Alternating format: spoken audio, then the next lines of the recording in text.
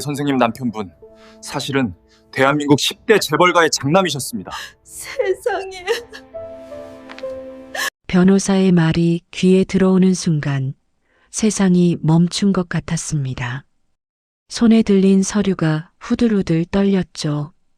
재산 목록이라고 적힌 종이에는 믿을 수 없는 숫자들이 빼곡하게 적혀 있었습니다. 서울 강남 빌딩 12채, 제주도 리조트 단지, 미국 부동산, 주식 자산까지 합치면 총 2,347억 원입니다. 2천억이 넘는 돈. 평생 한 번도 상상해 본 적 없는 금액이었습니다. 40년을 함께 산 남편이었는데 저는 그 사람에 대해 아무것도 몰랐던 겁니다. 아니, 알려고 하지 않았던 거죠.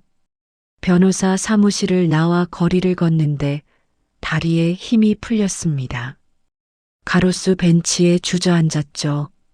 머릿속이 하얗게 변했습니다. 내가 뭘 한 거지?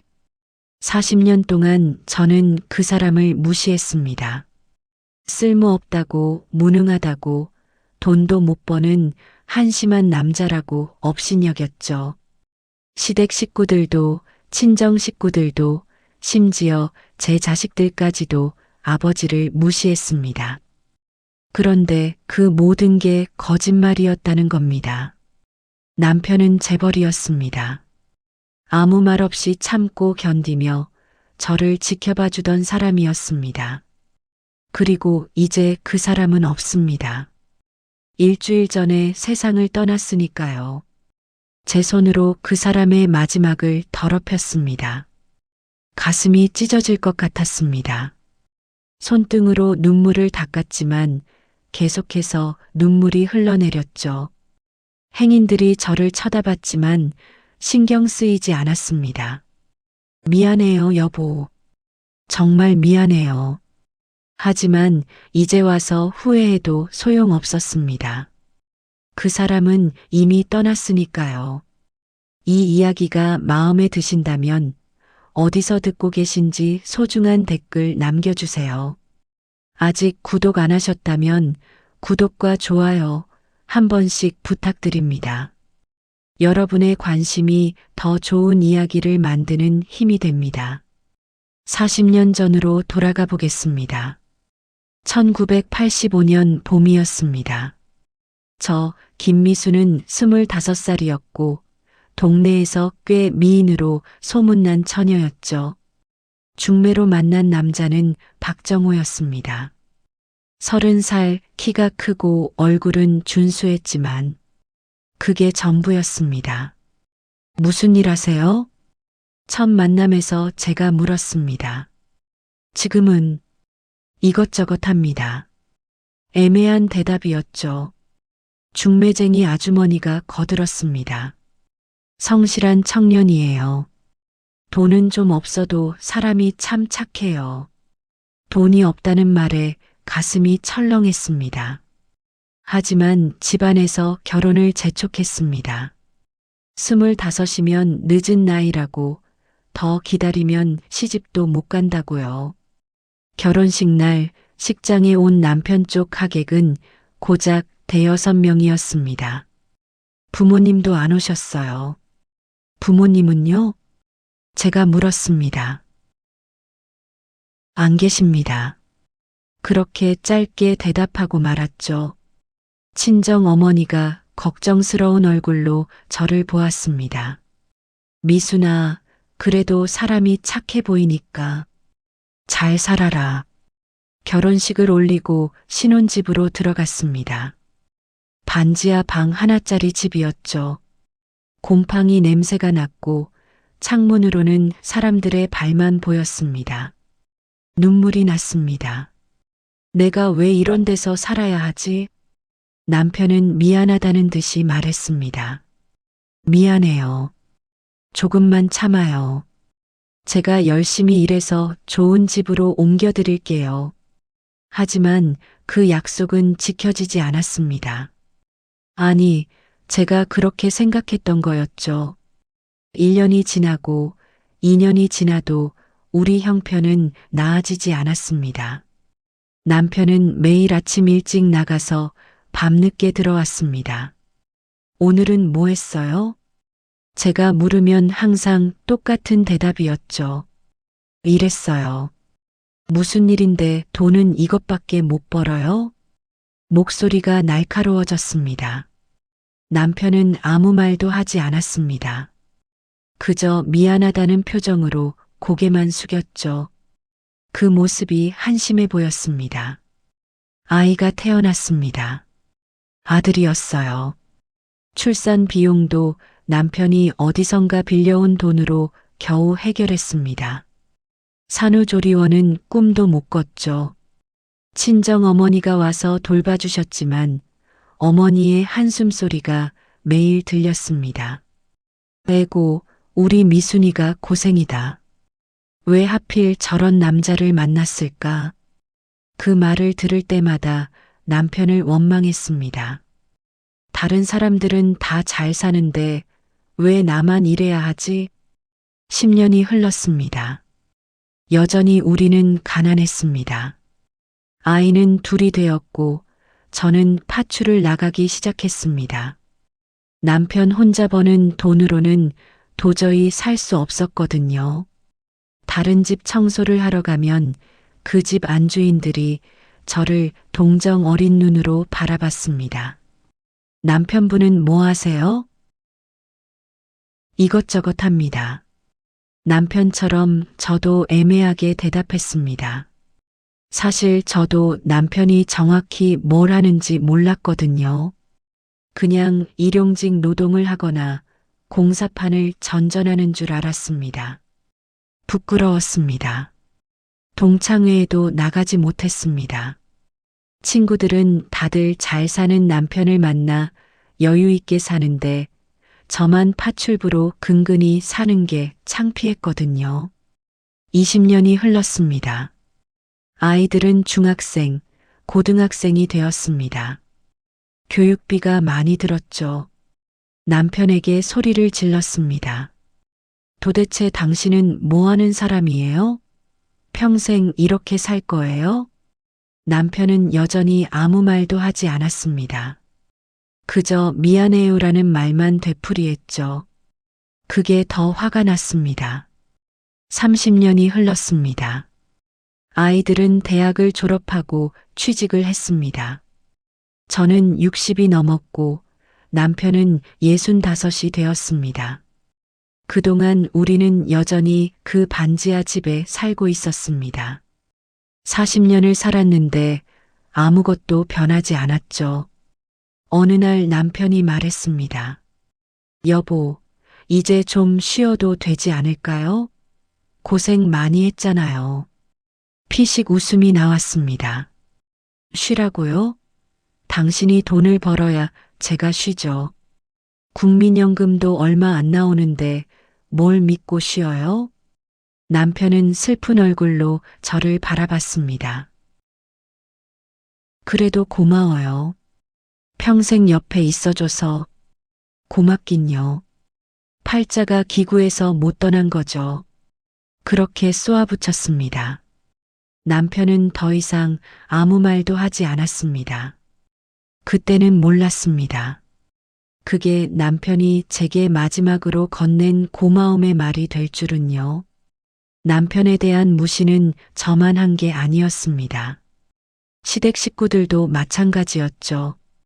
결혼 초기, 명절 때 시댁에 갔을 때의 일입니다. 시어머니가 저를 쳐다보며 말했습니다. 우리 정우가 미안하구나. 쓸모없는 자식이라서. 시어머니조차 아들을 쓸모없다고 표현했습니다. 시누이는 더 심했습니다. 언니, 오빠 때문에 고생 많지? 진짜 답답한 사람이야. 저렇게 무능하게 태어날 수도 있나? 남편은 그 자리에 있었습니다. 다 들었을 겁니다. 하지만 아무 말도 하지 않고 그저 조용히 밥만 먹고 있었죠. 처음에는 남편이 불쌍하다는 생각도 들었습니다. 하지만 시간이 지나면서 그 생각도 사라졌습니다. 집안 전체가 저렇게 말하는 걸 보니 정말 무능한 사람인가 보다. 그렇게 결론을 내렸죠. 시댁 식구들과의 모임은 항상 불편했습니다. 시동생들은 다들 잘 살았거든요. 시동생 하나는 대기업에 다녔고 막내 시동생은 사업을 해서 꽤 성공했습니다. 명절 때마다 그들은 비싼 선물을 들고 왔고 좋은 차를 타고 왔죠. 반면 우리는 버스를 타고 갔고 선물도 변변치 않았습니다. 시어머니는 다른 며느리들은 예뻐하면서 저만 차갑게 대했습니다. 정우 때문에 고생한다며? 그래도 참아야지. 시집 온 여자가 위로도 아닌 말이었습니다. 그냥 참으라는 거였죠. 어느 해 추석이었습니다. 시댁에 모였을 때 시어머니가 갑자기 말했습니다. 정우야, 너는 동생들한테 미안한 거 알지? 부모 봉양을 동생들이 다 하잖아. 남편이 고개를 숙였습니다. 죄송합니다, 어머니. 신우이가 거들었습니다. 오빠, 진짜 형편이 어려우면 어머니라도 모셔가. 우리가 맨날 돈 되는 것도 한계가 있어. 남편은 대답하지 못했습니다. 제가 끼어들었습니다. 어머니 모실 형편이 안 되잖아요. 우리 집이 어떤지 아시잖아요. 신우이가 코웃음을 쳤습니다. 그러니까 오빠가 무능한 거지. 부모도 못 모시면서 무슨 자식이야. 그 자리가 끝나고 집으로 돌아오는 버스 안에서 남편에게 화를 냈습니다. 당신은 왜 아무 말도 안 해요? 그렇게 당하고만 있어요? 남편이 조용히 말했습니다. 사실이니까요. 제가 형편없는 건 맞아요. 그 말에 더 화가 났습니다. 그럼 좀 달라지세요. 돈이라도 벌어와요. 남편은 아무 말도 하지 않았습니다. 자식들도 아버지를 무시하기 시작했습니다. 큰아들이 중학생 때였죠. 학교에서 진로 상담을 받고 온 날이었습니다. 아빠, 우리 아빠는 무슨 일 하세요? 남편이 대답했습니다. 아빠는 일용직 일도 하고 이것저것 해. 아들의 얼굴이 굳었습니다. 친구들 아빠는 다 회사 다니던데. 부끄러워요. 그 말을 들은 남편의 얼굴이 순간 굳어졌습니다. 하지만 금방 웃으며 아들의 머리를 쓰다듬었죠. 미안하다, 아들. 아빠가 무능해서. 저는 그 광경을 보면서도 남편을 감싸주지 않았습니다. 오히려 아들에게 말했죠. 그러니까 넌 아빠처럼 되지 마. 열심히 공부해서 좋은 직장 다녀. 남편은 그날 밤 혼자 베란다에 나가 담배를 피웠습니다. 평소에 담배를 거의 안 피우는 사람이었는데 말이죠. 그때 남편의 뒷모습이 왠지 쓸쓸해 보였습니다. 하지만 그 감정도 잠깐이었습니다. 본인이 무능한데 어쩌겠어. 자업자득이지. 그렇게 생각하며 외면했죠. 작은 아들은 더 심했습니다. 고등학생이 되었을 때 친구들 앞에서 아버지를 부인했습니다. 남편이 아들 학교 앞에서 기다리고 있었던 날이었어요.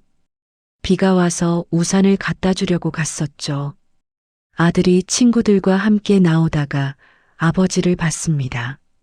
아빠, 남편이 활짝 웃으며 손을 흔들었습니다. 그런데 아들이 친구들에게 말했습니다. 저 아저씨 누군지 모르겠는데. 가자. 그리고 그냥 지나쳐갔죠. 남편은 그 자리에 굳은 채로 서 있었습니다. 빗물이 얼굴을 타고 흘러내렸습니다. 눈물인지 빗물인지 구분이 안 될 정도로요. 저는 그날 밤 아들을 나무랐습니다. 아무리 그래도 아빠를 모른 척하면 어떡해? 아들이 대꾸했습니다. 창피했어요.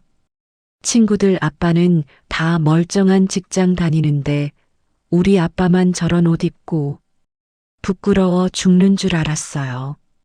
남편은 그 말을 문 밖에서 다 들었을 겁니다. 하지만 아무 내색도 하지 않았습니다.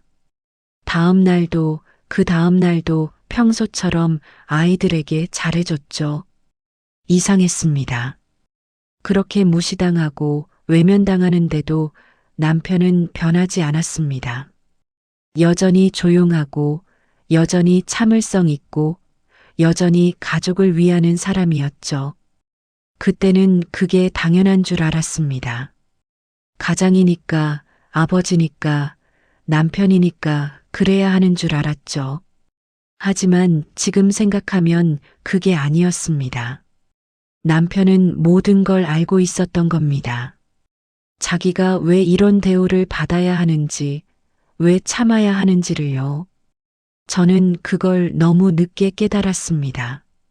생각해보면 남편에게는 이상한 점들이 많았습니다.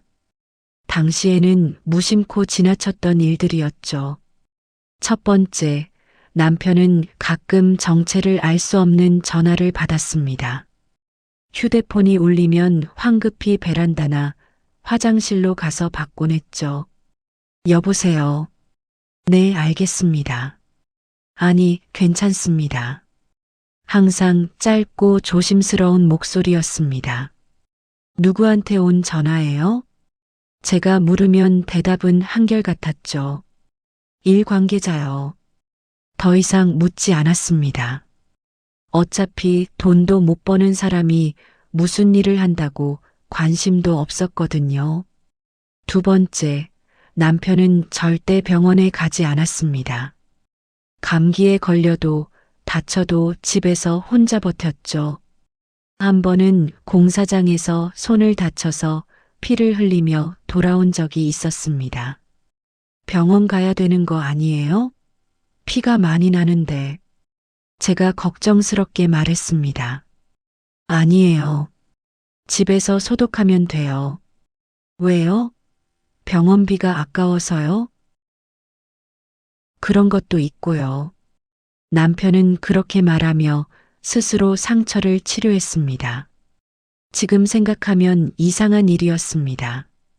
병원에 가면 신분을 확인해야 하잖아요. 혹시 그게 싫었던 걸까요? 세 번째, 남편은 동창회나 친구 모임에 절대 가지 않았습니다. 친구 없어요? 한번 물어본 적이 있었습니다. 옛날 친구들하고는 연락이 끊겼어요. 왜요? 그냥 형편이 달라져서요. 그때도 그냥 넘어갔습니다. 가난하니까 친구들 만나기 창피한가 보다. 그렇게 생각했죠. 네 번째, 남편은 가끔 이상한 곳을 돌아다녔습니다. 어느 날 저녁, 우연히 남편을 강남에서 봤습니다. 제가 파출리를 마치고 버스를 기다리는데 멀리서 남편이 보이는 거예요. 그런데 옷차림이 달랐습니다. 평소에 입던 낡은 작업복이 아니라 깔끔한 정장을 입고 있었죠. 저 사람 우리 남편 아니야? 가까이 가려는 순간 남편은 고급 세단에 올라탔습니다. 그리고 어디론가 사라졌죠. 집에 돌아와서 물어봤습니다. 오늘 어디 갔었어요? 일터요. 왜요? 아니, 그냥요. 남편의 얼굴을 유심히 봤습니다. 거짓말하는 것 같지는 않았어요. 내가 잘못 본 건가? 비슷한 사람이었나? 그렇게 넘겼습니다. 다섯 번째, 남편은 가끔 큰 돈을 가져왔습니다. 평소에는 20만 원, 30만 원씩 조금씩 벌어왔는데 어떤 달은 갑자기 200만 원을 가져오곤 했죠. 이거 어떻게 번 거예요? 보너스 비슷한 거예요. 일용직인데 무슨 보너스가 있어요? 그냥 운이 좋았어요. 남편은 더 이상 설명하지 않았습니다.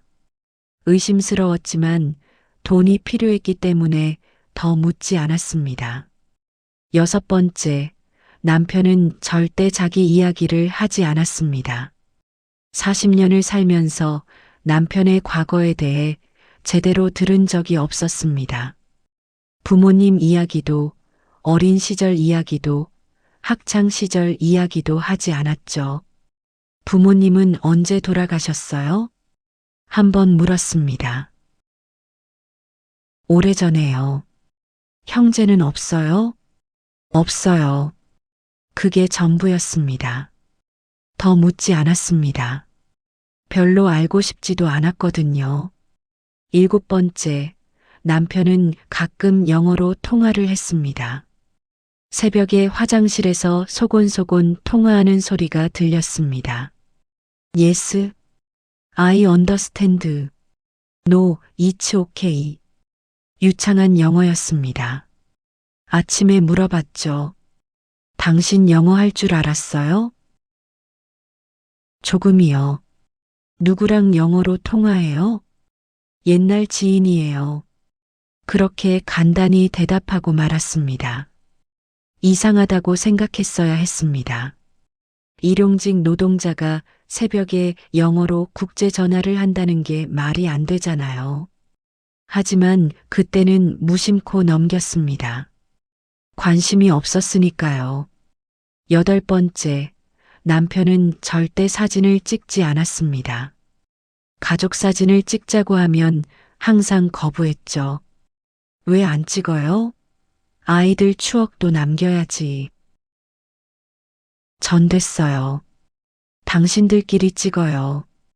억지로 끌고 가서 찍어도 남편은 항상 모자를 쓰거나 고개를 숙이고 찍었습니다. 얼굴이 제대로 나온 사진이 거의 없었죠. 왜 이렇게 카메라 앞에서는 이상하게 굴어요? 사진 찍는 거 원래 안 좋아해요. 그때도 그냥 남편의 성격이 그런가 보다 했습니다. 지금 생각하면 다 이유가 있었던 겁니다. 정체가 드러날까봐, 누군가 알아볼까봐 조심했던 거였죠. 40년 동안 그렇게 숨어 살았던 겁니다. 제 눈앞에서요.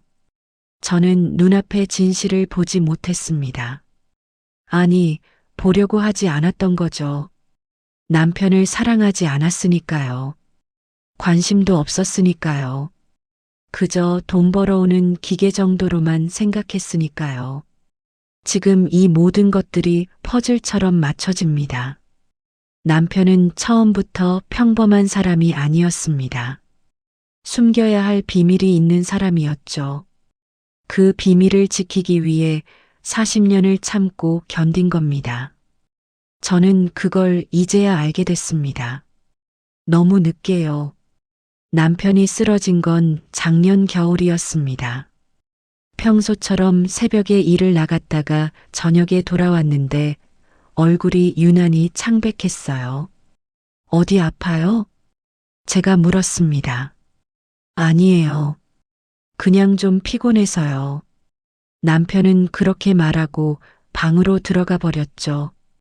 그날 밤 남편의 신음소리에 잠에서 깼습니다. 으윽. 침대에서 뒹굴며 고통스러워하고 있었어요. 왜 그래요? 어디가 아파요? 배가 너무 아파요. 남편의 얼굴은 땀으로 범벅이었고 입술은 파랗게 질려 있었습니다. 119를 불렀습니다. 응급실로 실려갔죠. 의사가 나와서 말했습니다. 위암입니다. 그것도 꽤 진행된 상태예요. 머리를 망치로 맞은 것 같았습니다. 얼마나 진행됐는데요? 3기 후반입니다. 수술을 해야 하는데 비용이 만만치 않을 겁니다.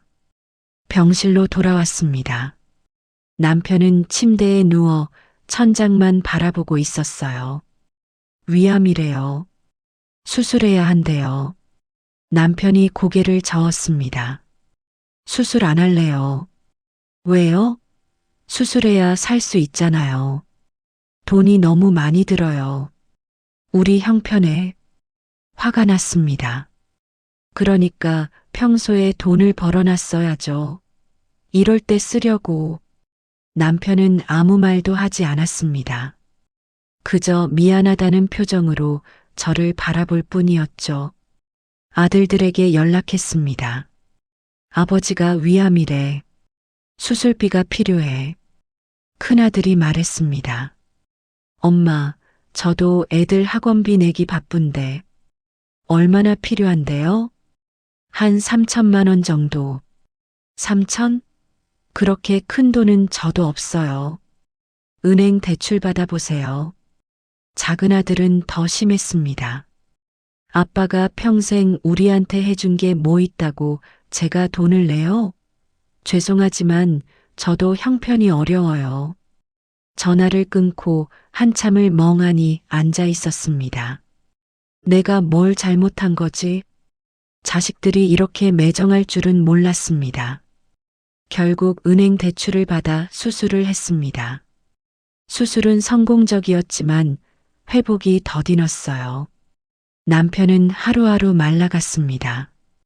병원비는 눈덩이처럼 불어났고 제 파출일로는 감당이 안 됐죠.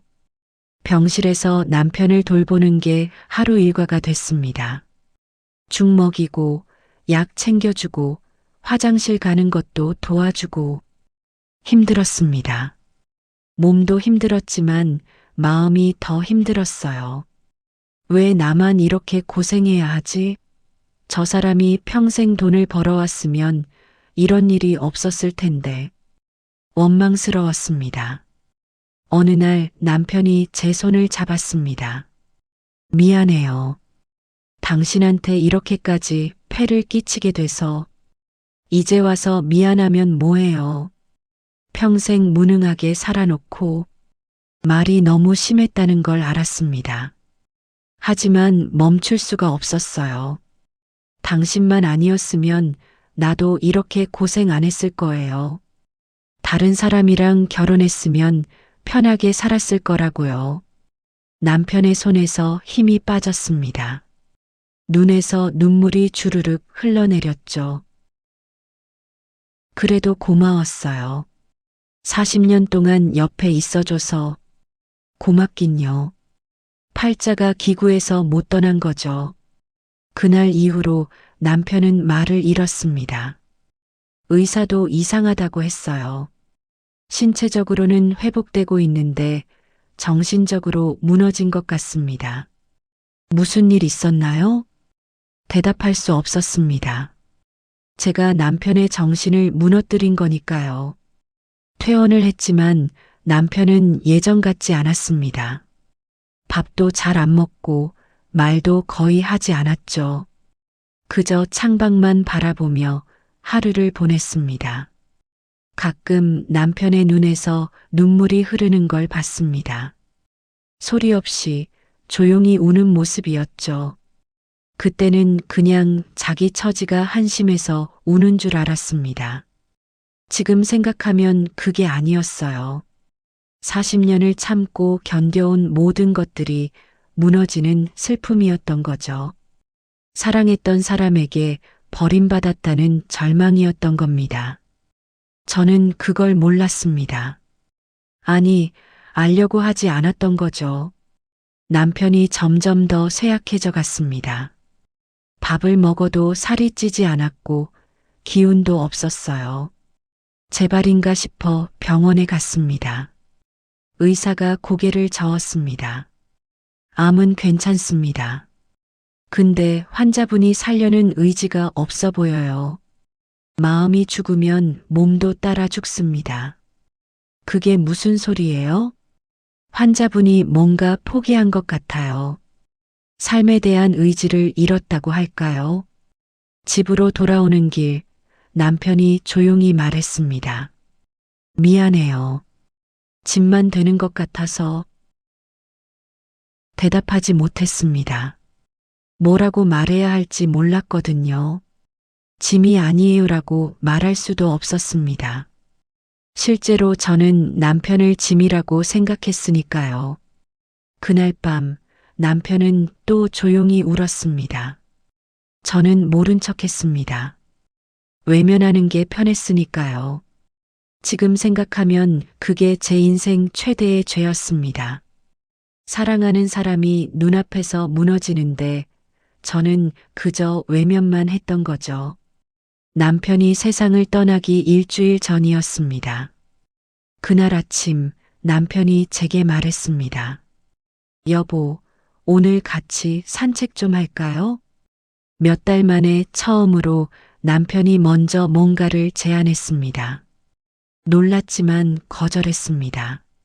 무슨 산책이에요? 몸도 안 좋은데.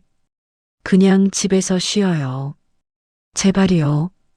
마지막으로. 마지막이 무슨 마지막이에요. 또 우울한 소리 하네. 남편은 더 이상 말하지 않았습니다. 지금 생각하면 그게 정말 마지막 기회였습니다. 남편과 함께 걸을 수 있는 마지막 순간이었죠. 저는 그 기회를 차버렸습니다. 다음 날 남편이 서재에서 뭔가를 쓰고 있었습니다. 뭐해요? 편지요. 누구한테요? 당신한테요. 웃음이 나왔습니다. 같은 집에 사는데 무슨 편지를 써요. 할 말 있으면 그냥 말하면 되지. 글로 쓰는 게 나을 것 같아서요. 이상한 사람. 그렇게 말하고 방을 나왔습니다. 남편은 밤새도록 뭔가를 썼습니다. 책상 앞에서 끙끙거리며 종이에 뭔가를 적고 지우고 다시 쓰고 새벽까지 불이 켜져 있었어요. 사흘째 되는 날 남편이 오래된 앨범을 꺼냈습니다. 결혼식 사진, 아이들 어릴 때 사진, 가족여행 사진. 한 장 한 장 넘기며 오래 바라보고 있었죠. 옛날 사진은 왜 봐요? 제가 물었습니다. 추억을 되새기고 있어요. 지나간 건 지나간 거예요. 그런 거 봐서 뭐해요? 행복했어요. 이렇게라도 당신과 함께했던 시간들이. 남편의 목소리가 떨렸습니다. 고생만 했는데 무슨 행복이에요. 당신만 있으면 그게 행복이었어요. 이해할 수 없었습니다.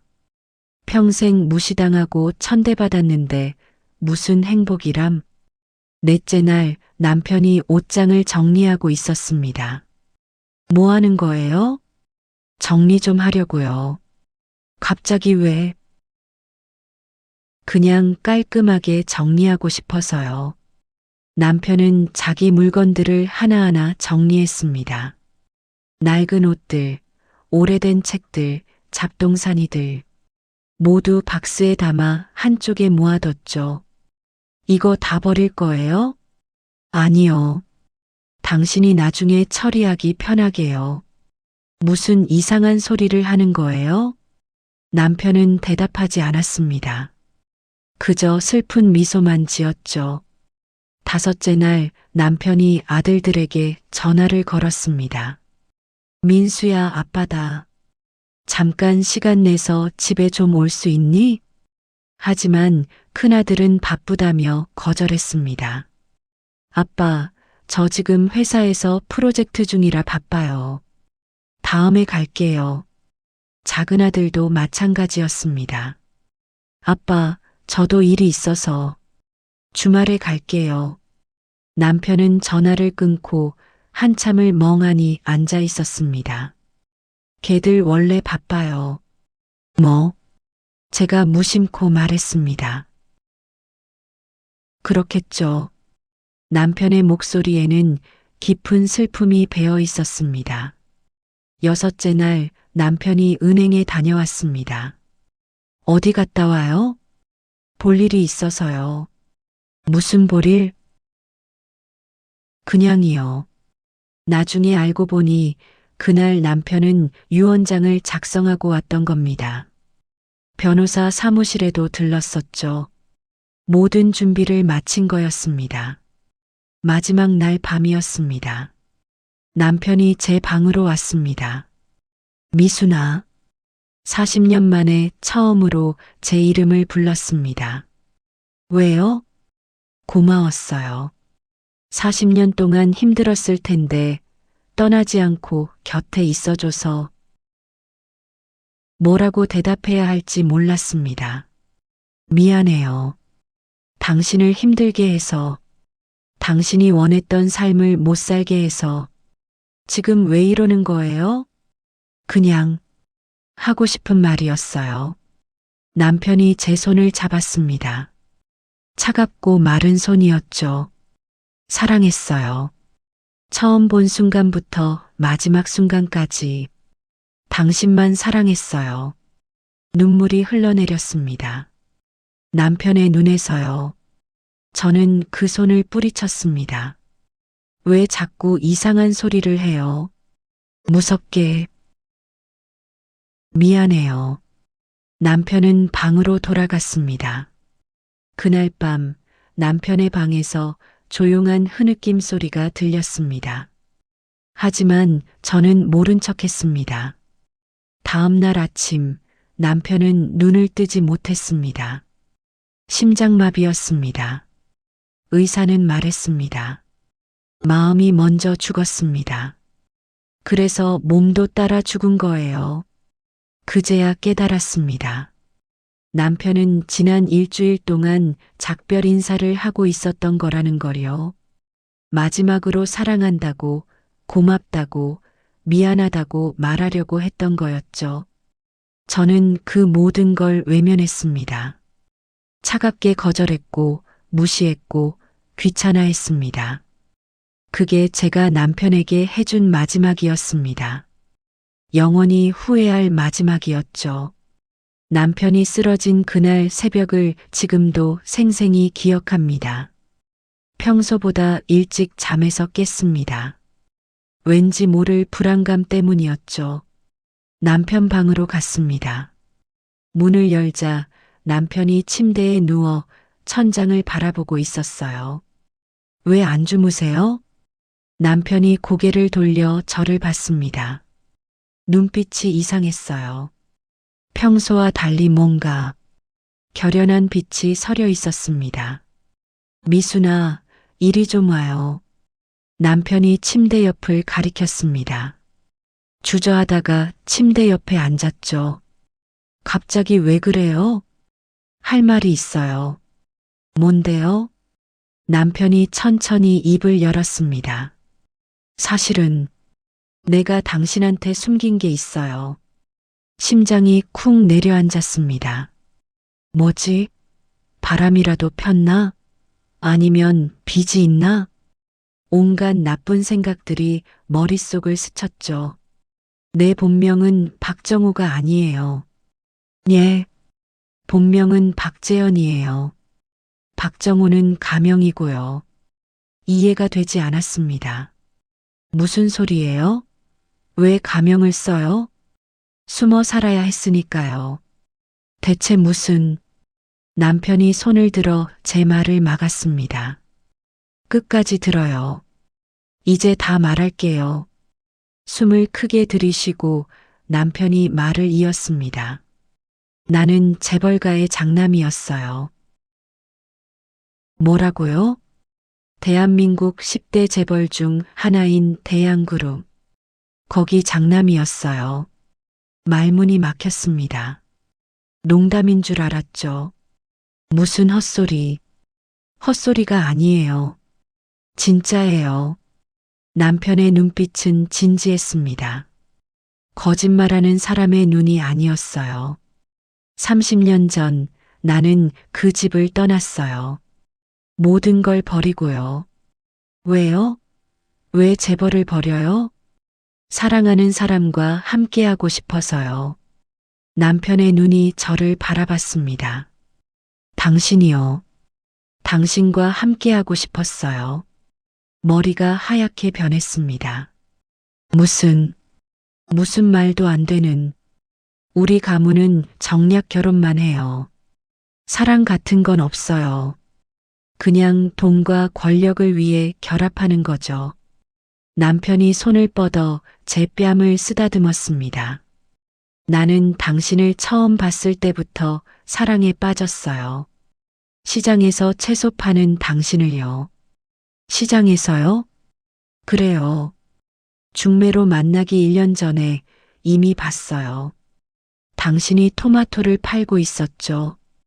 웃는 얼굴이 너무 예뻤어요. 심장이 미친 듯이 뛰었습니다. 그때부터 당신을 찾아다녔어요. 어떻게든 당신과 결혼하고 싶었죠. 그래서 재벌을 버린 거예요? 가문에서는 절대 허락하지 않을 거라는 걸 알았어요. 그래서 도망쳤죠. 이름도 바꾸고 모든 걸 버리고 눈물이 흘러내렸습니다. 왜 그동안 말 안 했어요? 당신이 알면 떠날까봐 무서웠어요. 재벌가 도망친 사람이라는 걸 알면 나를 범죄자처럼 볼까봐. 바보, 미안해요.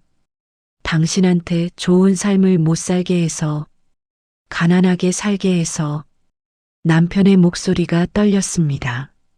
하지만 후회는 안 해요. 당신과 함께한 40년이 내 인생 최고의 시간이었으니까요. 가슴이 찢어질 것 같았습니다. 당신은 나를 사랑했던 거예요? 진짜로?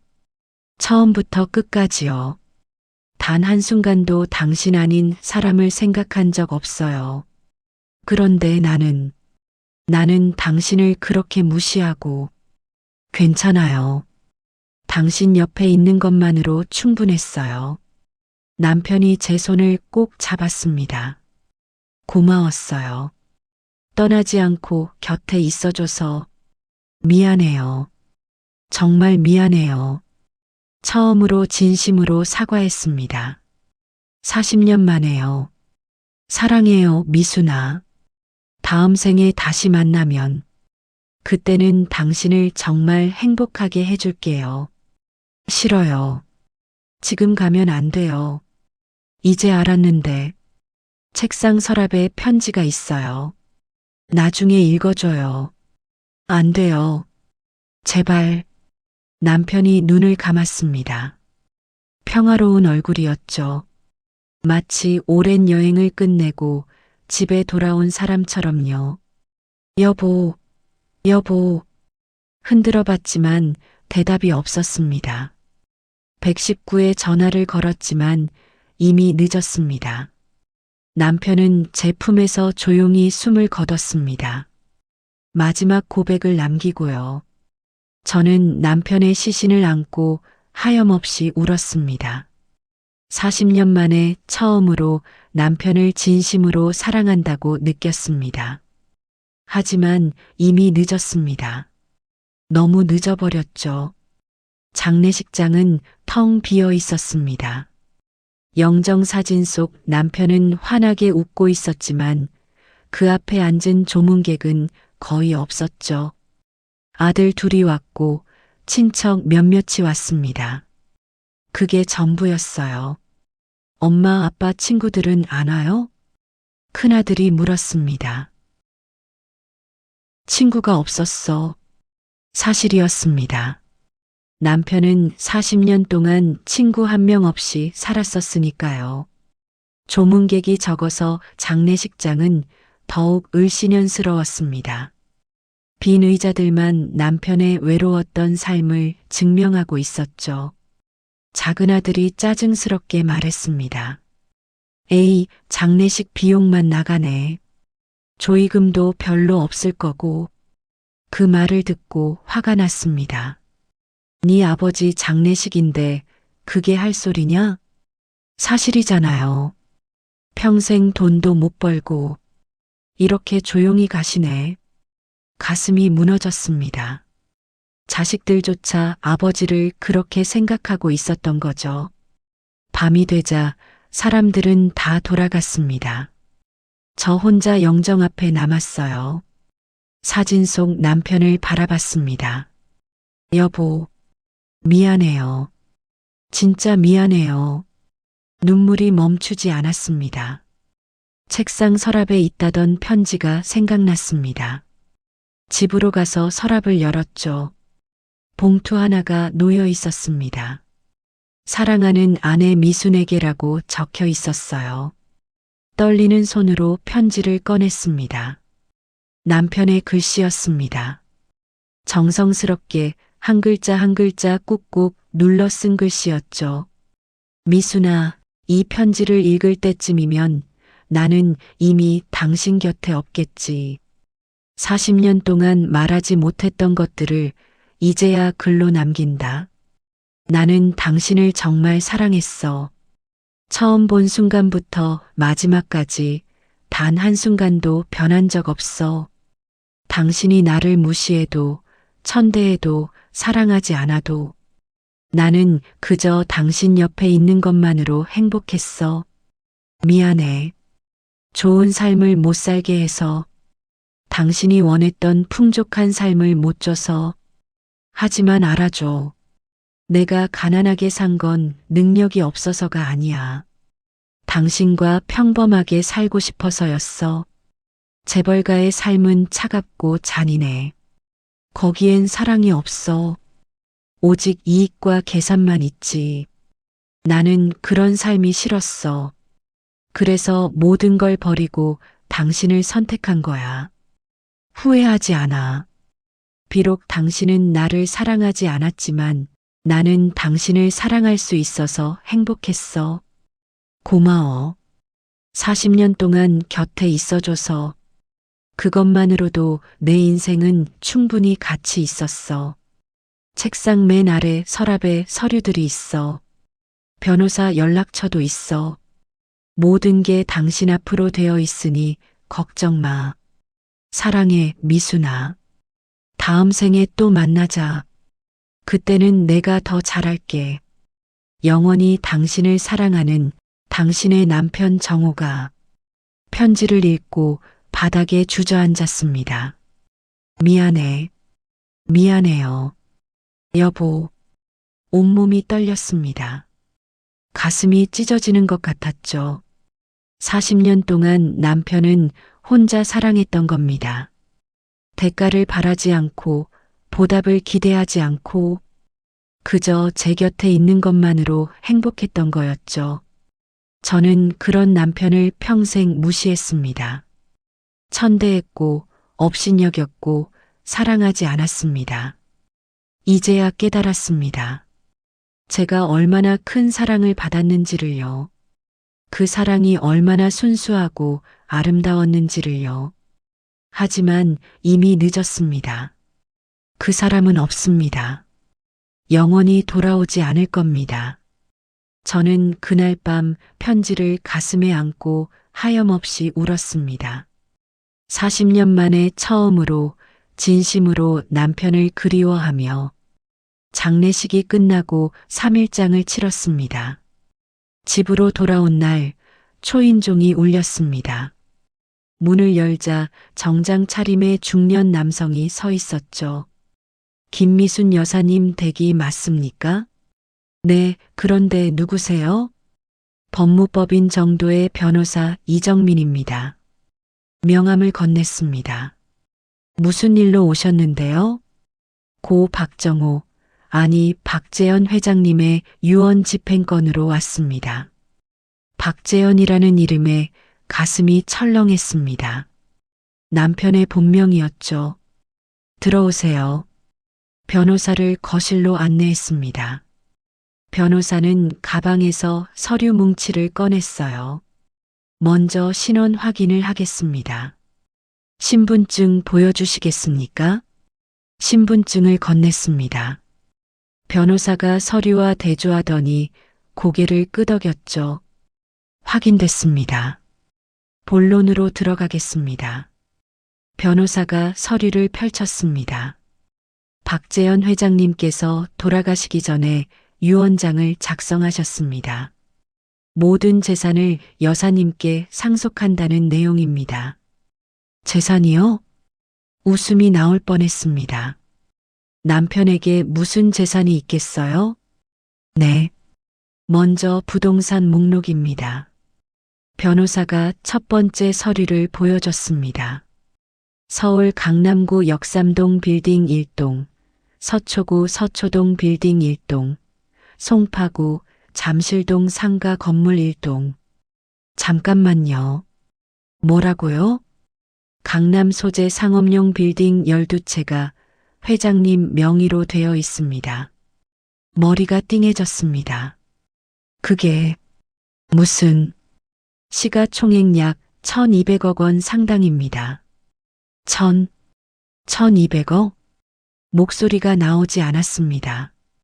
그리고 제주도 리조트 단지 부지 30만 평, 미국 LA 부동산 5건, 뉴욕 맨해튼 오피스 빌딩 1동. 변호사는 계속 읽어 내려갔습니다. 주식 자산으로는 삼성전자 10만 주, 현대차 5만 주, APPL이 2만 주. 숨이 막혔습니다. 금융 자산은 국내 은행 예금 150억, 해외 계좌 200억. 그만하세요. 변호사가 잠시 멈췄습니다. 총 자산 합계입니다. 마지막 서류를 보여줬죠. 숫자가 너무 커서 눈이 아찔했습니다. 2347억 원입니다. 그 자리에서 기절할 뻔했습니다. 이게 정말이에요? 네. 모두 법적으로 확인된 재산입니다. 하지만 우리 남편은 가난했어요. 일용직 노동자였다고요. 변호사가 고개를 저었습니다. 아닙니다. 박재현 회장님은 대양그룹 창업주의 장남이셨습니다. 대양그룹이요? 대한민국 10대 재벌 중 하나입니다. 회장님은 30년 전 가문을 떠나셨지만 그 전에 이미 개인 재산을 확보해 두셨습니다. 정신이 하나도 없었습니다. 왜 그동안 말을 안 한 거죠? 유언장에 그 이유가 적혀 있습니다. 변호사가 다른 서류를 꺼냈습니다. 남편의 육필로 쓴 글이었죠. 나는 미순이를 사랑했다. 돈 때문이 아니라 진심으로 나를 사랑해 주기를 바랐다. 그래서 숨겼다. 비록 그 사랑을 받지 못했지만 후회하지 않는다. 눈물이 쏟아졌습니다. 회장님께서는 일부러 가난하게 사신 겁니다. 여사님의 진심을 확인하고 싶으셨던 거죠. 바보 같은 사람. 그리고 이것도 있습니다. 변호사가 봉투를 하나 더 꺼냈습니다. 회장님께서 마지막으로 남기신 영상 편지입니다. 여사님 혼자 보시라고 하셨습니다. USB를 건넸습니다. 그럼 저는 이만 물러가겠습니다. 상속 절차는 제가 다 진행하겠습니다. 변호사가 떠나고 혼자 남았습니다. 떨리는 손으로 USB를 컴퓨터에 꽂았습니다. 화면에 남편의 얼굴이 나타났습니다. 많이 수척해진 모습이었어요. 돌아가시기 며칠 전에 찍은 것 같았죠. 남편이 카메라를 향해 미소를 지었습니다.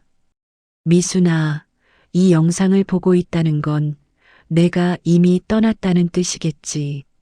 목소리가 떨렸습니다. 40년 동안 거짓말해서 미안해. 하지만 후회하지 않아. 화면 속 남편이 눈물을 닦았습니다. 당신이 나를 사랑하지 않는다는 걸 알았어. 하지만 괜찮았어. 나는 당신을 사랑했으니까. 여보, 이제 당신은 자유야. 내가 남긴 재산으로 하고 싶었던 거 다 해. 여행도 가고 좋은 옷도 사 입고. 남편이 울먹였습니다. 미안해, 미순아. 사랑해. 영상이 끝났습니다. 화면에는 검은 화면만 남았죠. 저는 그 앞에서 무너져 내렸습니다. 여보, 미안해요. 정말 미안해요. 평생을 함께 산 사람의 진심을 몰라봤습니다. 눈앞에 있던 보물을 쓰레기처럼 버렸죠. 이제 2천억이 넘는 재산이 생겼지만 아무 의미가 없었습니다. 남편이 없는데 무슨 소용이에요? 그날 밤 저는 처음으로 진심으로 남편을 사랑한다는 걸 깨달았습니다. 하지만 이미 늦었습니다. 영원히요. 변호사가 준 서류 봉투에는 남편의 과거가 담긴 자료들이 들어 있었습니다. 오래된 신문 스크랩, 사진들, 그리고 남편이 직접 쓴 일기장. 하나하나 읽어내려가며 저는 남편의 진짜 인생을 알게 됐습니다. 박재현, 1955년생, 대양그룹 창업주 박동진 회장의 장남으로 태어났습니다. 어린 시절 사진을 봤습니다. 큰 저택 앞에서 찍은 가족 사진이었죠. 어린 남편은 정장을 차려입고 딱딱한 표정으로 서 있었습니다. 웃지 않는 아이였어요. 일기장을 펼쳤습니다. 1975년 20살 때의 일기였죠. 오늘도 아버지께 혼났다. 경영학 공부에 집중하지 않는다고. 나는 사업가가 되고 싶지 않은데. 이 집안에선 내 의견 따위는 중요하지 않다. 나는 그저 대양그룹의 후계자일 뿐이다. 박재현이라는 인간은 존재하지 않는다. 가슴이 아팠습니다. 다음 일기를 읽었습니다. 1980년 3월 15일. 오늘 아버지가 정략 결혼을 명령하셨다. 신화그룹 회장의 딸과 결혼하라고. 본 적도 없는 여자와 결혼하라니. 나는 사랑하는 사람과 결혼하고 싶다. 하지만 이 집안에서 사랑은 사치다. 손이 떨렸습니다. 남편도 한때는 꿈이 있었던 거였죠. 1983년 6월 20일. 오늘 시장에 갔다. 경영 시찰이라는 명목이었지만 나는 그냥 사람 구경이 하고 싶었다. 진짜 사람들, 진짜 삶을 사는 사람들 말이다. 그때 그녀를 봤다. 채소 가게에서 토마토를 팔고 있는 여자. 환하게 웃으며 손님들과 이야기하는 모습이 너무 아름다웠다. 내 인생에서 처음으로 심장이 뛰었다. 눈물이 흘러내렸습니다. 그게 저였던 거였죠. 남편은 그때 이미 저를 봤던 겁니다. 1983년 8월 10일. 매일 시장에 간다. 그녀를 보기 위해서 멀리서 지켜보기만 한다. 운전기사에게 들키지 않게 조심하면서 오늘도 그녀는 웃고 있었다. 세상에서 가장 아름다운 미소였다. 저런 사람과 결혼하고 싶다. 진심으로 웃을 수 있는 사람과. 책장을 넘겼습니다. 1984년 2월 5일. 결심했다. 이 집을 나가기로. 모든 것을 버리고 그녀에게 가기로. 아버지는 절대 허락하지 않으실 것이다. 신화그룹과의 혼담도 거의 확정 단계다. 하지만 나는 더 이상 아버지의 인형으로 살고 싶지 않다. 나는 박재현으로 살고 싶다. 사랑하는 사람과 함께. 다음 페이지에는 격렬한 글씨로 쓰여 있었습니다. 1984년 3월 1일. 오늘 아버지와 크게 싸웠다. 사랑? 그딴 감상적인 소리 하지 마라. 아버지가 소리쳤다. 넌 대양그룹의 후계자다. 개인의 감정 따위로 움직이면 안 돼. 나는 대답했다. 저도 사람입니다. 제 인생을 살고 싶습니다. 내 인생은 이미 정해져 있어. 태어날 때부터. 그날 나는 깨달았다. 이곳에서는 절대 자유로울 수 없다는 것을. 마지막 일기였습니다. 1984년 5월 20일. 오늘 집을 나왔다. 새벽에 몰래 짐을 싸서 나왔다. 아버지께 편지를 남겼다. 용서해 주십시오. 하지만 저는 제 인생을 살겠습니다. 이름을 바꿨다. 박재현은 죽었다. 이제부터 나는 박정호다. 평범한 사람으로 살 것이다. 그녀와 함께 내가 가진 돈은 개인적으로 투자했던 부동산과 주식뿐이다. 가문의 재산은 단 한 푼도 가져오지 않았다. 이것만으로도 평생 먹고 살 수는 있다. 하지만 그녀에게는 말하지 않을 것이다. 돈 때문이 아니라 나라는 사람을 사랑해 주길 바란다. 가난하게 살자. 진짜 사랑을 얻을 수 있다면. 일기장을 덮었습니다. 온몸이 떨렸습니다. 남편은 저를 위해 모든 것을 버렸던 겁니다. 재벌, 권력, 명예, 미래. 모든 것을 포기하고 저를 선택했던 거죠. 그런데 저는 그런 남편을 평생 무시했습니다. 무능하다고, 한심하다고, 쓸모없다고. 서류 뭉치 속에서 신문 스크랩이 나왔습니다. 1984년 5월 22일자 경제신문이었죠. 대양그룹 장남 박재현, 돌연 실종. 정략 결혼 거부하고 행방불명. 재벌가 스캔들. 가문 내용 심각. 남편의 실종은 당시 큰 뉴스였던 겁니다. 다른 기사도 있었습니다. 박재현 찾기 수색 중단.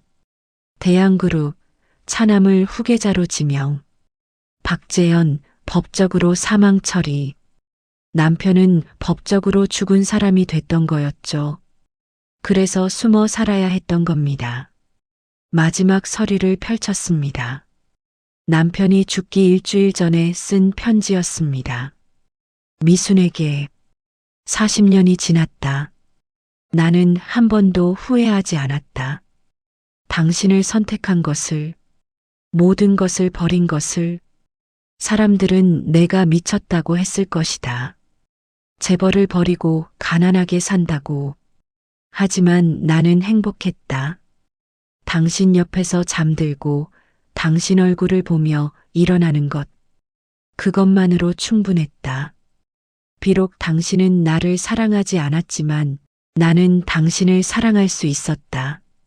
그것만으로도 내 인생은 가치가 있었다. 이제 나는 간다.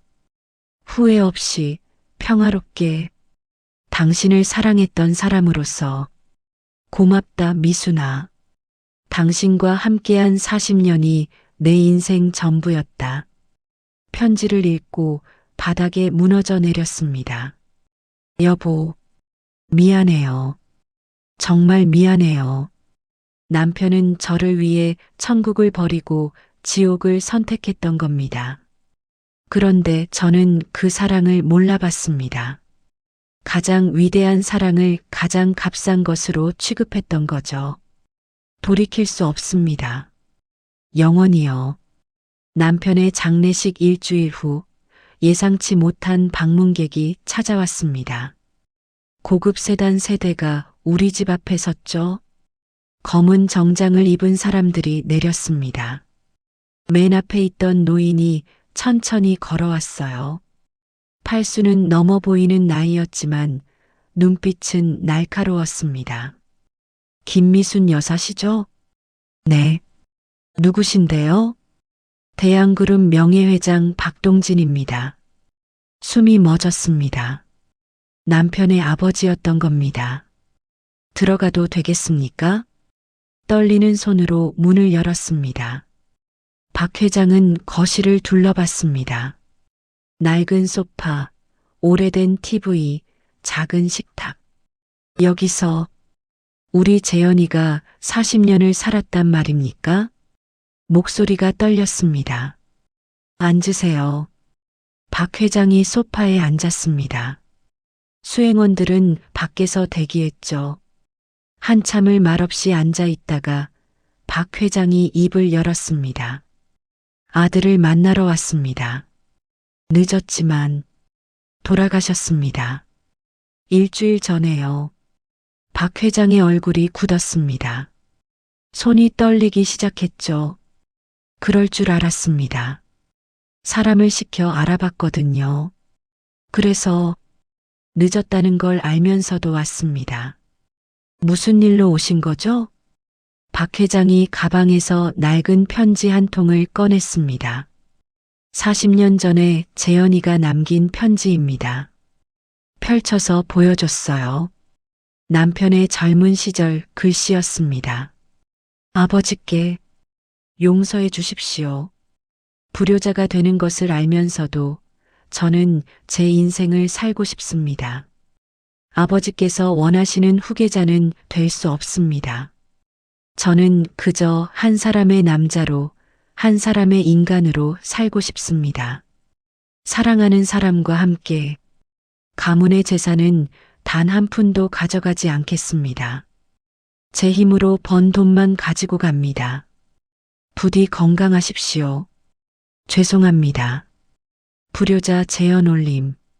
박 회장이 편지를 도로 집어넣었습니다.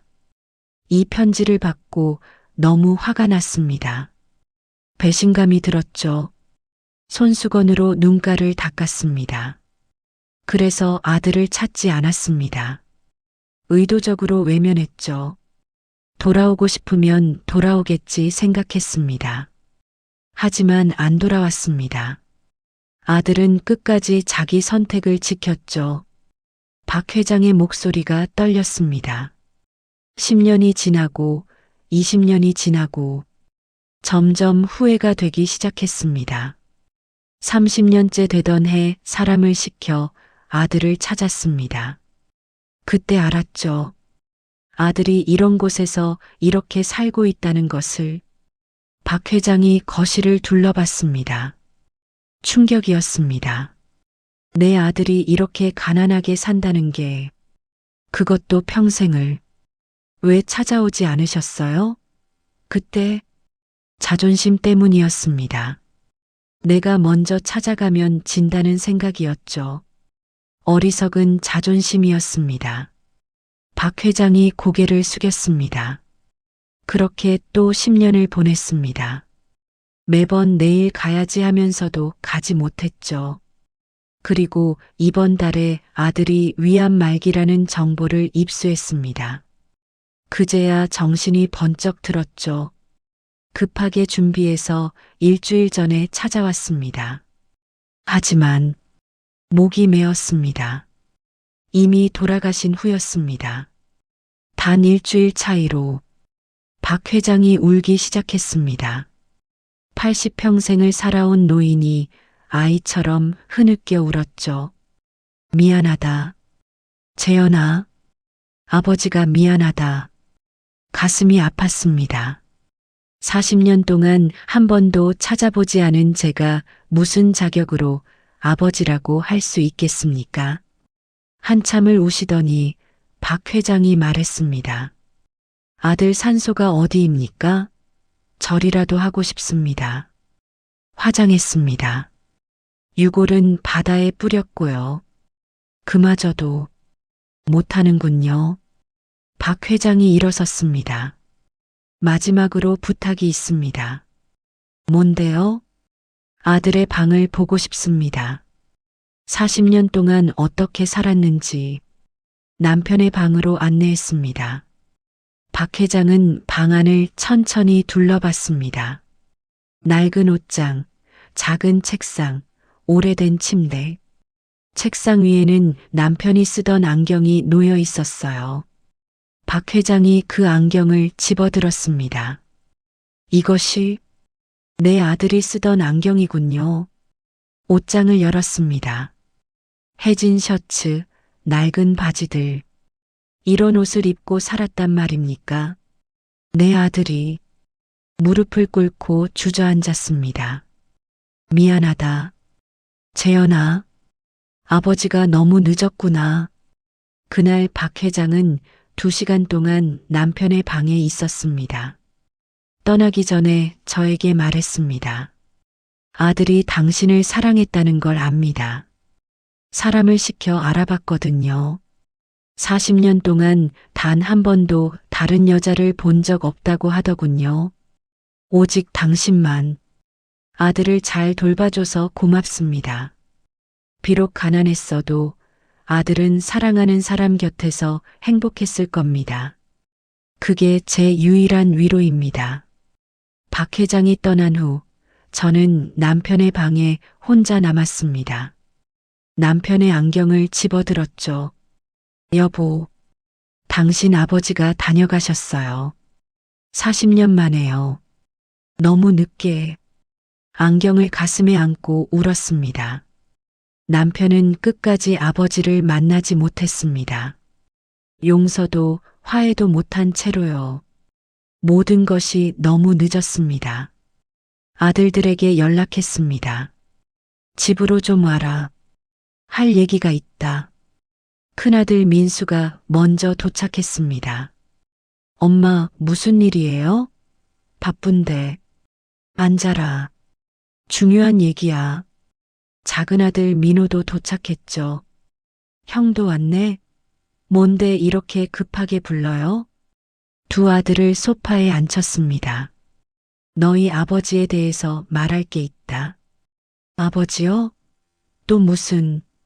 아버지는 재벌이었다. 예. 두 아들의 입이 벌어졌습니다. 대양그룹 창업주의 장남이셨어. 30년 전에 모든 걸 버리고 나한테 오신 거고. 말도 안 돼요. 아버지가 재벌이라니. 변호사가 준 서류를 보여줬습니다. 이게 아버지가 남기신 유산 목록이다. 민수가 서류를 받아들었습니다. 읽어 내려가던 그의 얼굴이 점점 굳어졌죠. 이게 진짜예요? 진짜다. 변호사가 확인해 줬어. 민호가 서류를 뺏어서 봤습니다. 2천억? 2,300억? 내 아버지 유산이다. 두 아들이 서로를 바라봤습니다. 그 눈빛에서 저는 실망감을 느꼈습니다. 슬픔이나 그리움이 아니라 계산이 들어 있었거든요. 그럼 이거 우리가 상속받는 거예요? 민수가 물었습니다. 아니다. 전부 엄마 앞으로 되어 있어. 예. 왜요? 아버지 유언이 그래. 민호가 불만스러운 표정을 지었습니다. 그래도 자식들한테도 줘야 하는 거 아니에요? 법적으로 우리도 상속권이 있잖아요. 그 말에 화가 났습니다. 너희가 아버지한테 뭘 해줬는데? 그게 무슨 평생 무시하고 천대했잖아. 아버지가 돌아가실 때도 찾아오지도 않았고. 민수가 변명했습니다. 저희도 바빴어요. 회사 일이. 바빴다고? 아버지가 죽어가는데? 목소리가 커졌습니다. 아버지는 너희를 그렇게 사랑하셨는데 너희는 단 한 번도 아버지를 제대로 대해준 적이 없잖아. 엄마도 그랬잖아요. 민호가 소리쳤습니다. 엄마도 아버지 무시했잖아요. 우리는 엄마 보고 배운 거라고요. 가슴이 찢어졌습니다. 맞는 말이었으니까요. 그래. 엄마가 잘못했어. 그래서 후회하는 거야. 근데 유산은 왜 엄마만 받아요? 불공평하잖아요. 민수가 따졌습니다. 아버지 뜻이 그래. 나는 어쩔 수 없어. 법적으로 소송하면 우리도 받을 수 있어요. 뭐? 믿을 수가 없었습니다. 자기 아버지 유산을 놓고 소송하겠다고요? 민수야, 내가 지금 무슨 말을 하는 거니? 당연한 권리 주장하는 거예요. 저희도 법적 상속인이라고요. 민호도 가세했습니다. 맞아요. 우리도 아버지 자식인데 한 푼도 못 받는 건 말이 안 돼요. 한숨이 나왔습니다. 그래. 그러고 싶으면 그렇게 해라. 정말 소송할 거예요. 해라. 근데 한 가지만 알아둬. 두 아들을 똑바로 쳐다봤습니다. 아버지는 너희를 끝까지 사랑하셨어. 너희가 아버지를 무시해도 찾아오지 않아도 그래서요? 그런 아버지한테 너희가 지금 하려는 짓이 뭐냐는 거야. 유산 소송? 민수가 눈을 피했습니다. 너희 아버지가 평생 재벌 생활 버리고 가난하게 산 이유가 뭔지 아니? 사랑하는 사람과 진심으로 살고 싶어서였어. 돈이 전부가 아니라는 걸 보여주고 싶으셨던 거야. 그런데 너희는 아버지 시신도 씻기 전에 돈 타령이냐? 민호가 벌떡 일어났습니다. 됐어요. 엄마가 안 주시면 법적으로 받을 거예요. 가자, 형. 두 아들이 나가버렸습니다. 문이 쾅 닫혔죠. 혼자 남은 거실에서 한참을 멍하니 앉아 있었습니다. 내가 뭘 잘못한 거지? 아이들을 잘못 키운 건 저였습니다. 아버지를 무시하는 모습을 보여줬고 돈이 최고라고 가르쳤으니까요. 남편의 유산이 밝혀지자마자 아이들이 변한 게 아니었습니다. 원래부터 그런 아이들이었던 거죠. 며칠 후 정말로 아들들이 유산 소송을 걸었습니다. 변호사한테서 연락이 왔어요. 두 아드님께서 유류분 청구 소송을 제기하셨습니다. 그렇군요. 싸우시겠습니까? 아니요. 주세요. 예. 아이들 목 주세요. 법적으로 받을 수 있는 만큼. 하지만 고인의 유언이 괜찮아요. 어차피 저 혼자 쓰기에도 너무 많은 돈이에요. 결국 유산의 30%를 아들들에게 줬습니다. 약 700억 원이었죠. 아들들은 돈을 받고 기뻐했습니다. 하지만 저는 슬펐습니다. 아이들이 아버지의 진짜 유산은 받지 못했거든요. 사랑이라는 유산을요. 그게 돈보다 훨씬 값진 건데 말이죠. 남편의 책상 서랍을 정리하던 중이었습니다. 맨 아래 서랍 깊숙한 곳에서 낡은 상자 하나를 발견했어요. 먼지가 수북이 쌓여 있었죠. 상자를 열었습니다. 그 안에는 편지들이 가득했습니다. 수백 통은 되어 보였어요. 첫 번째 편지를 꺼냈습니다. 봉투에는 1984년 6월 1일이라고 적혀 있었죠. 우리가 결혼한 날이었습니다. 펼쳐봤습니다. 사랑하는 미순에게 오늘 우리가 결혼했다. 당신이 웨딩드레스를 입은 모습을 보는 순간 내가 올바른 선택을 했다는 확신이 들었다. 당신 얼굴에는 실망이 가득했다. 가난한 남편을 만난 것에 대한 실망. 작은 신혼집을 본 것에 대한 실망. 하지만 괜찮다. 언젠가는 당신이 날 사랑하게 될 거라 믿는다. 나는 기다릴 수 있다. 평생이라도. 사랑한다, 미순아. 눈물이 났습니다. 두 번째 편지를 펼쳤습니다. 1985년 3월 15일. 아이가 태어난 날이었어요.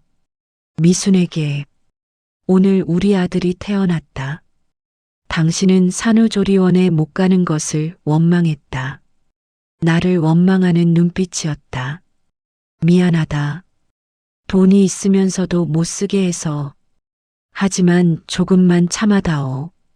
내 진심을 확인하고 싶다. 아들을 안아보았다. 작고 따뜻했다. 이 아이와 당신을 위해서라면 뭐든 할 수 있을 것 같다. 언젠가 당신이 내 사랑을 알아주길 바란다. 손이 떨렸습니다. 세 번째 편지. 1995년 7월 20일. 제가 큰 소리로 싸웠던 날이었습니다. 미순에게 오늘 당신이 소리쳤다. 왜 이렇게 못 벌어요? 다른 남자들은 다 잘 사는데. 가슴이 찢어졌다. 말하고 싶었다. 나한테도 돈이 있어. 많이. 하지만 참았다. 돈 때문이 아니라 나를 사랑해 주길 바란다. 그게 내 마지막 자존심이다. 당신이 우는 모습을 봤다. 같이 울고 싶었다. 하지만 참았다. 미안하다, 미순아. 조금만 더 참아다오. 편지를 읽을수록 가슴이 아팠습니다. 10번째 편지. 2005년 12월 25일. 크리스마스였습니다. 미순에게 오늘 크리스마스다. 당신은 친구들이 받은 선물을 부러워했다. 사람들은 다 명품 가방 받는데 난 이게 뭐야? 내가 준 선물은 마트에서 산 머플러였다.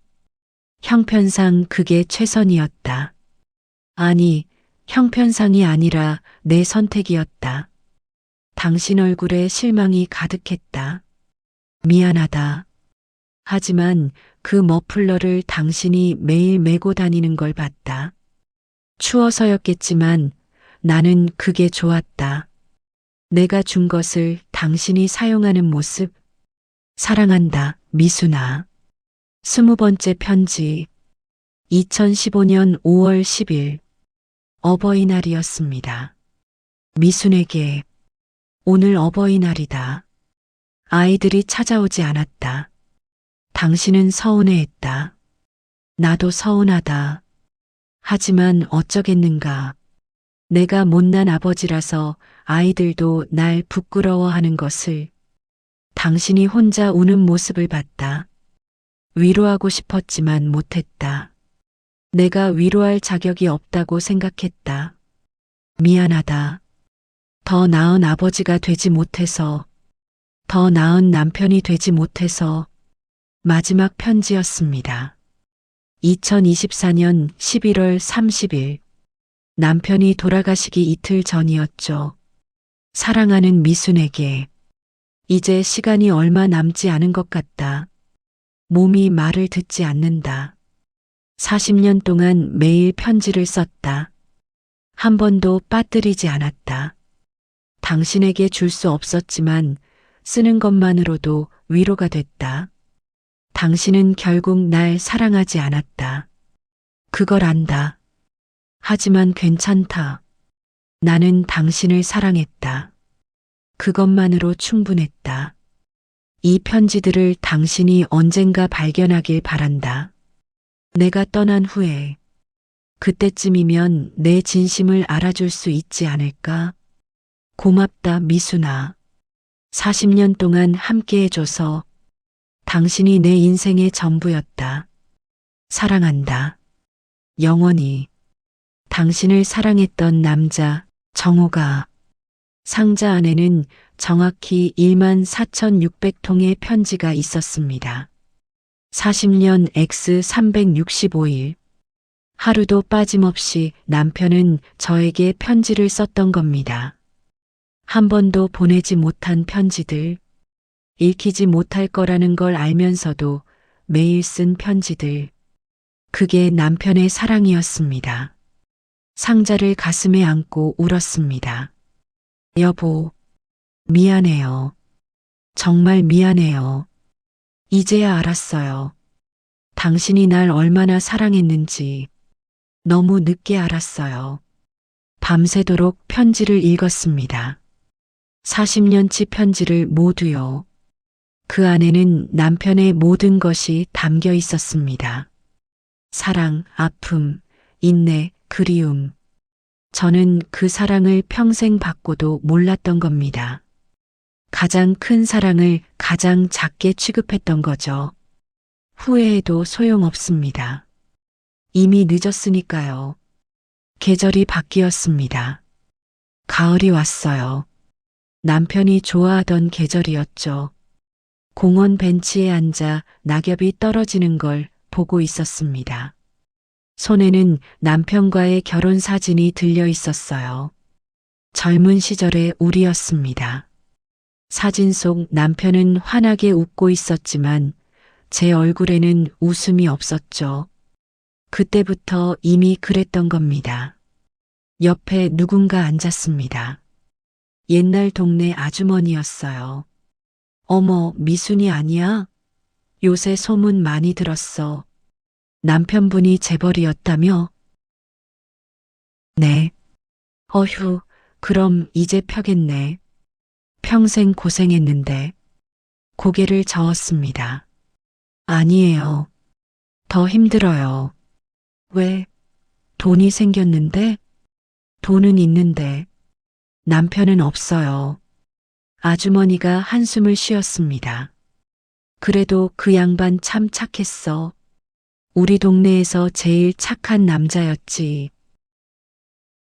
나도 참 의아했어. 그렇게 착하고 성실한데 왜 돈을 못 버나 했거든. 이제 보니 능력이 없었던 게 아니라 안 쓴 거였구먼. 맞아요. 제가 몰랐어요.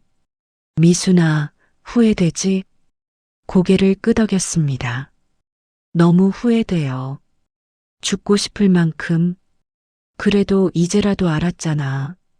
그 양반이 널 얼마나 사랑했는지. 너무 늦게 알았어요. 아주머니가 제 어깨를 토닥였습니다. 사는 게 다 그런 거야. 잃고 나서야 소중한 줄 아는 거지. 아주머니가 떠나고 혼자 남았습니다.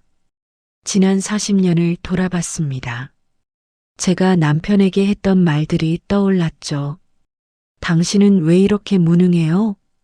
다른 사람들은 다 잘 사는데 당신만 아니었으면 나도 잘 살았을 거예요. 칼처럼 날카로운 말들이었습니다. 남편의 가슴에 매일 꽂혔을 칼들. 그런데도 남편은 한 번도 화를 내지 않았습니다. 그저 미안해요라고만 말했죠. 이제야 압니다. 그 미안하다는 말에 담긴 의미를요. 사랑하는 사람에게 상처 줘서 미안해요. 당신을 행복하게 못해줘서 미안해요. 당신의 사랑을 못 받아도 괜찮아요. 나는 당신을 사랑하니까요. 그런 의미였던 겁니다. 핸드폰을 꺼내 남편의 마지막 음성 메시지를 들었습니다. 돌아가시기 일주일 전에 남긴 메시지였죠. 여보, 나 정우예요. 전화 안 받네요. 뭐 중요한 건 아니고 그냥 사랑한다고 말하고 싶었어요. 40년 동안 곁에 있어줘서 고마워요. 당신이 내 인생 전부였어요. 사랑해요, 미순아. 메시지가 끝났습니다. 그때는 귀찮아서 듣지도 않았던 메시지였어요. 이제 와서 수백 번을 들어봐야 의미가 없습니다. 그 사람은 이미 없으니까요. 집으로 돌아왔습니다. 큰 집으로 이사를 했어요. 남편의 유산으로 강남에 있는 고급 아파트를 샀죠. 하지만 행복하지 않았습니다. 넓고 좋은 집인데 너무 외로웠어요. 남편이 없으니 아무 의미가 없었던 겁니다. 저녁을 혼자 먹었습니다. 고급 음식이었지만 맛이 없었어요. 남편이 해주던 계란말이가 그리웠습니다. 특별한 날이면 남편이 해주던 그 계란말이. 서툴렀지만 정성이 가득했던 음식이었죠. 그때 맛있다고 한마디라도 할 걸. 후회가 밀려왔습니다. 밤이 되었습니다. 큰 침대에 혼자 누웠어요. 남편이 있을 자리가 너무 넓고 차가웠습니다. 40년 동안 함께 잤는데 이제는 혼자. 여보, 보고 싶어요. 이불을 뒤집어 쓰고 울었습니다. 매일 밤이 그랬습니다. 돈은 많지만 외롭고 집은 크지만 쓸쓸하고 시간은 많지만 의미가 없었습니다. 남편과 함께였을 때가 훨씬 행복했어요. 비록 가난했지만 적어도 외롭지는 않았으니까요. 다음 날 옛날 우리가 살던 반지하 집을 찾아갔습니다. 40년을 살았던 그 집이요. 이미 다른 사람이 살고 있었지만 밖에서 한참을 바라봤습니다. 그 작은 집에서 우리는 40년을 살았습니다. 싸우기도 하고 화해하기도 하고 아이들을 키우기도 하고 그게 우리의 역사였죠. 이제 와서 깨달았습니다. 행복은 돈이나 집 크기에 있는 게 아니라는 걸요. 함께하는 사람에게 있다는 걸요. 너무 늦게 깨달았습니다.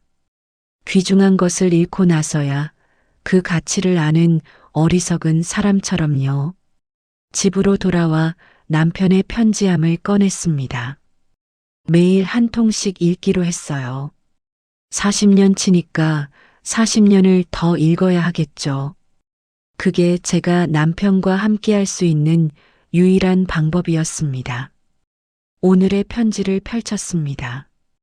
미순에게 오늘 당신이 웃었다. 드라마를 보다가 재미있는 장면에서 오랜만에 보는 당신의 웃음이었다. 너무 예뻤다. 이 웃음을 매일 볼 수 있다면 나는 세상에서 제일 행복한 사람일 것이다. 언젠가 내가 당신을 웃게 할 수 있는 날이 오길 바란다. 진심으로 사랑한다, 미순아. 편지를 가슴에 안았습니다. 여보, 미안해요. 당신이 날 웃게 했었어요. 알아요, 이제. 당신이 있을 때가 제일 행복했어요. 너무 늦게 깨달아서 미안해요.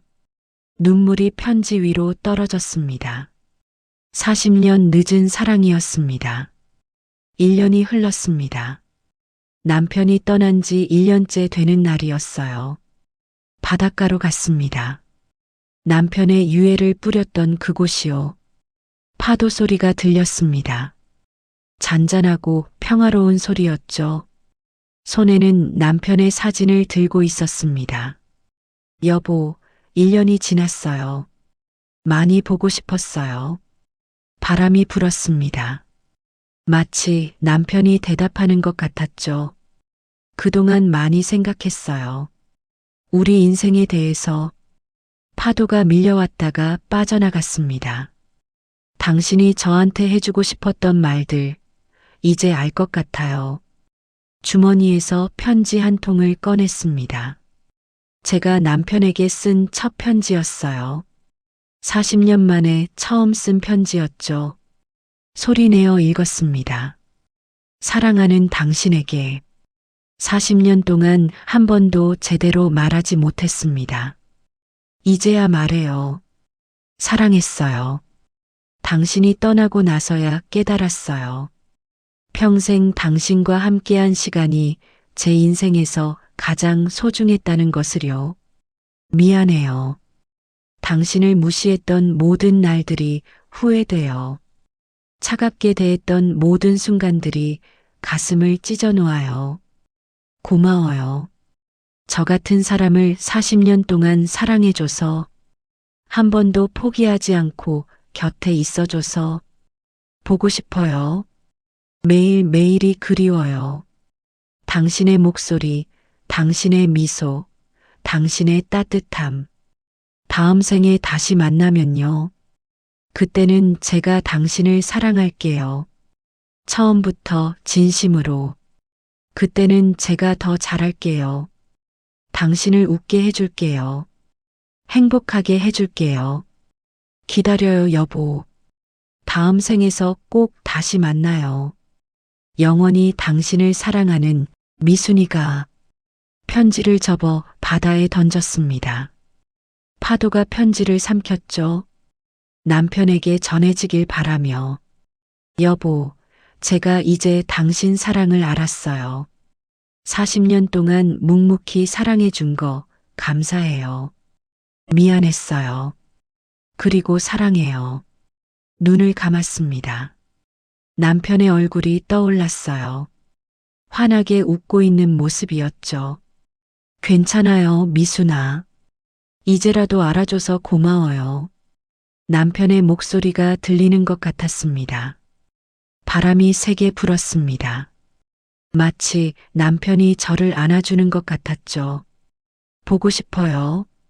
정말 보고 싶어요. 한참을 바다를 바라보다가 발걸음을 돌렸습니다. 돌아가야 했어요. 살아있는 사람은 계속 살아가야 하니까요. 집으로 돌아왔습니다. 남편의 서재로 갔어요.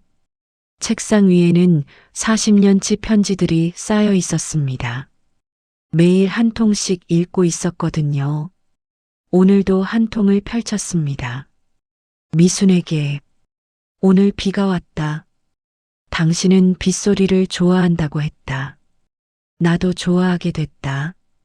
당신이 좋아하는 것은 다 좋아하게 됐다. 사랑이 그런 것 같다. 상대가 좋아하는 것을 내가 좋아하게 되는 것. 당신을 사랑한다. 오늘도 내일도 영원히. 미소가 지어졌습니다. 저도 이제 알아요. 당신이 좋아하는 것들을요. 가을, 비 오는 소리, 계란말이, 그리고 저 책상 서랍을 열었습니다. 그 안에는 제가 쓴 편지들이 있었어요. 남편이 떠난 후 매일 쓰기 시작했거든요. 비록 읽어줄 사람은 없지만 쓰는 것만으로도 위로가 됐습니다. 남편이 그랬던 것처럼요. 오늘의 편지를 쓰기 시작했습니다. 여보, 오늘은 당신이 떠난 지 1년째 되는 날이에요. 바다에 다녀왔어요. 당신이 좋아하던 그곳이요. 많이 보고 싶었어요. 지금도 보고 싶고요. 당신 편지를 읽으면서 생각했어요. 우리가 다음 생에 다시 만난다면 그때는 제가 먼저 사랑한다고 말할 거예요. 그때는 당신을 행복하게 해줄게요. 웃게 해줄게요. 사랑받는다는 걸 느끼게 해줄게요. 기다려요, 여보. 다음 생에서 꼭 만나요. 당신을 사랑하는 미순이가. 편지를 쓰고 봉투에 넣었습니다. 남편의 편지들 옆에 차곡차곡 쌓았죠. 언젠가 제가 떠날 때 이 편지들을 남편 곁에 묻어달라고 유언을 남겼습니다. 40년 늦은 사랑이지만 그래도 전하고 싶었으니까요. 창밖을 바라봤습니다. 해가 지고 있었어요. 아름다운 석양이었죠. 여보, 보고 있어요? 오늘 석양 정말 예쁘네요. 당신이 있었으면 함께 볼 수 있었을 텐데. 눈을 감았습니다. 남편의 손을 잡고 있는 상상을 했어요. 따뜻하고 든든한 손이었죠. 그 손을 40년 동안 잡고 있었는데 그때는 몰랐습니다. 그게 얼마나 소중한 건지요. 하지만 이제는 압니다. 너무 늦게 알았지만 그래도 알게 된 게 다행이었습니다. 모르고 죽는 것보다는 나으니까요. 핸드폰이 울렸습니다. 변호사에게서 온 문자였어요. 장학재단 설립 완료됐습니다. 재단 이름은 박정호 교육재단입니다. 남편의 유산으로 만든 장학재단이었습니다. 가난하지만 꿈이 있는 학생들을 돕는 재단이죠. 남편이 원했을 일이라고 생각했습니다.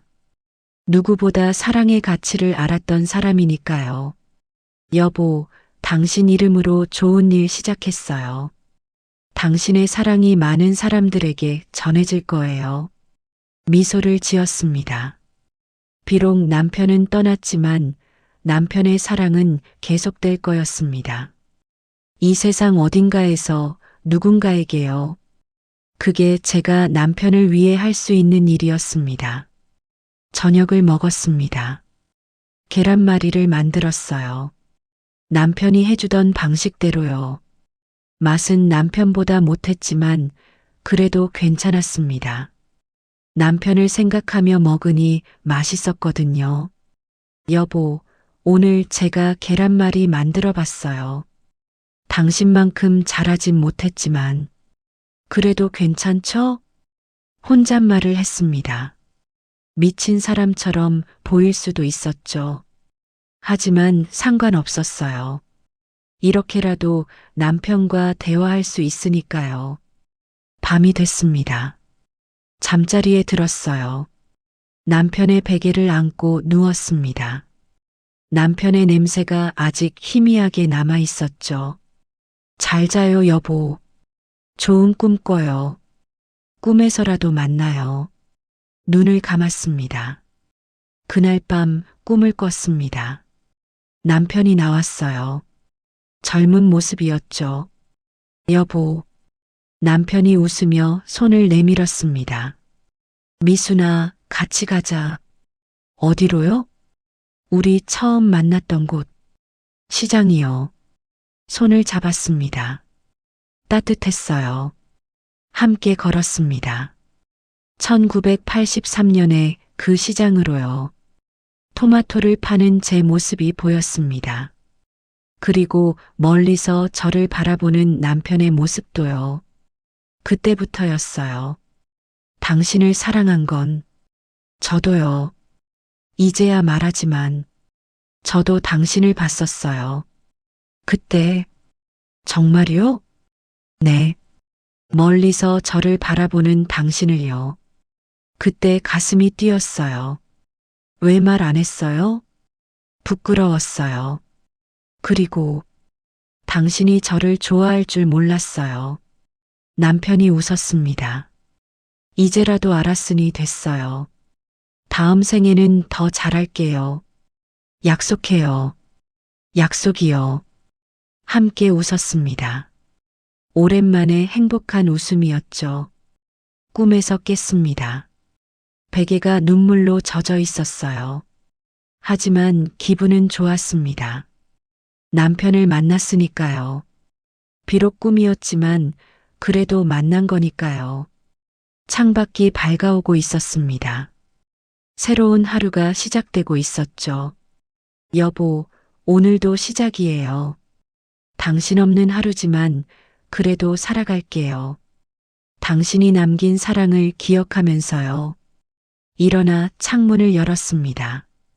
신선한 공기가 들어왔어요. 하늘이 맑았습니다.